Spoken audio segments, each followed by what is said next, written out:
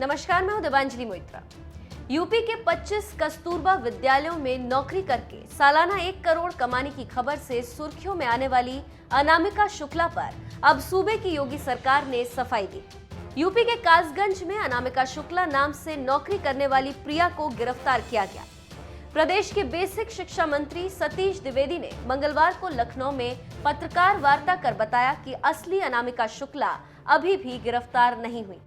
Police को उसकी तलाश है। प्रदेश के बेसिक शिक्षा मंत्री सतीश द्विवेदी ने बताया कि प्रदेश के 6 विद्यालयों से अनामिका शुक्ला के नाम पर 12,24,700 रुपए का भुगतान किया गया।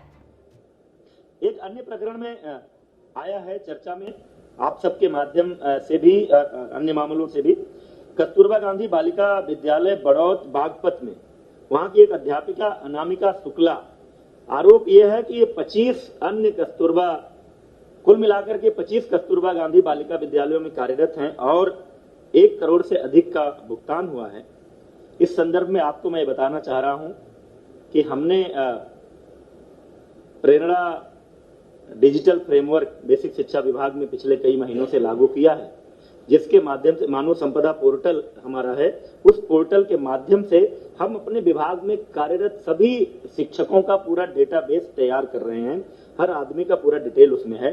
शुरू में ये जो हमारे प्राइमरी और अपर प्राइमरी थे, प्राथमिक और उच्च प्राथमिक, उसमें ये लागू था, लेकिन बाद में 11 फरवरी के एक आदेश के अंतर्गत हम लोगों ने इस फ्रेमवर्क को प्रेरणा तकनीकी फ्रेमवर्क के नाम से जाना जाता है, कस्तूरबा गांधी बालिका विद्यालयों में भी लागू किया है। और उस लागू होने के बाद मार्च से वहां भी जो डेटा फीडिंग की प्रक्रिया शुरू हुई, अब उसमें एक सिस्टम है कि अगर कोई भी सेम डिटेल दूसरी जगह फीड किया जाएगा तो वो हमारा सिस्टम हमको अलर्ट करेगा। और उस फ्रेमवर्क के इस्तेमाल के कारण ये मामला पकड़ में आया है।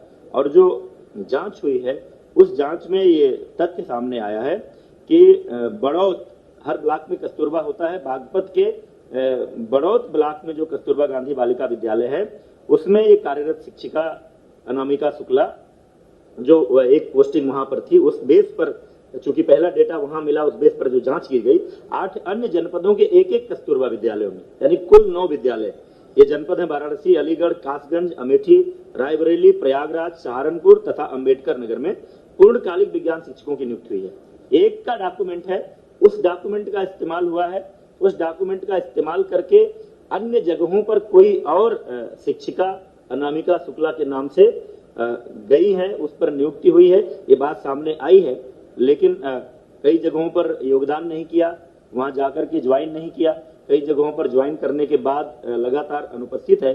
तो कुल मिलाकर 6 विद्यालयों के माध्यम से अनामिका शुक्ला के डॉक्यूमेंट पर नियुक्त हुई शिक्षिकाओं को 12,24,700 रुपए का भुगतान हुआ है।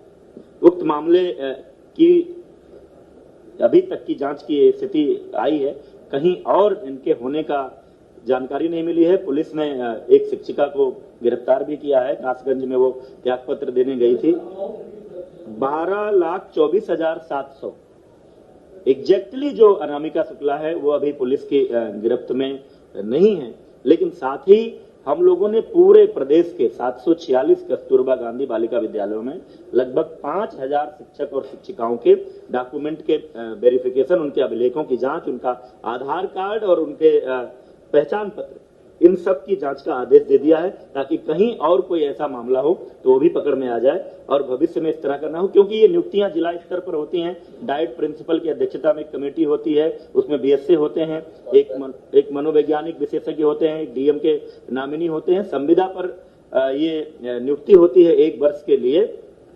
हर जिले में जिला स्तर से कोई केंद्रीय नियुक्ति की इसमें व्यवस्था नहीं है, लेकिन आगे से ये फुल प्रूफ व्यवस्था इसको करने जा रहे हैं ताकि इस तरह की कोई बात ना होने पाए।